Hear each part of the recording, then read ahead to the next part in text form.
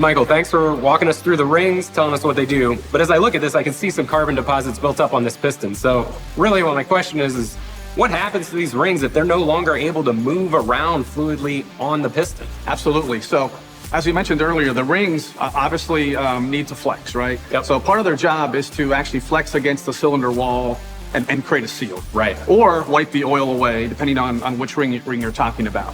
The grooves that these rings ride in are very small and very tight. You can barely see any space between the ring and the wall of the piston itself. Right. So any amount of deposits in that groove can lead to what we call stuck rings. If a ring sticks in the wrong position, you can imagine that metal surface might be rubbing against the cylinder wall, and that can create all kinds of problems, scuffing, and that can create wear against the wall, and that overall also minimizes the seal of the piston ring itself.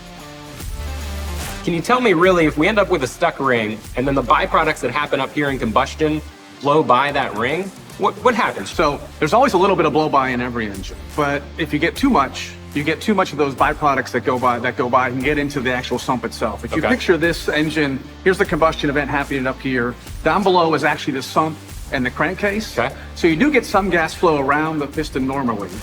Now, if you get too much and you increases the amount of flow around it, a lot of those gases can get absorbed in the oil itself. And those gases are NOx's, carbon, sulfur species, but also water. Okay. And if those react with the oil itself, you can create acidic byproducts. Okay. You also have water. Water and oil don't mix very well. Yeah. And the water can actually settle out in the sump. So you really need to minimize the amount of blow-by in the engine, which can lead to bad fuel economy, low power, low acceleration. So all kinds of bad things. Okay, awesome. So keep it clean is the lesson. Absolutely.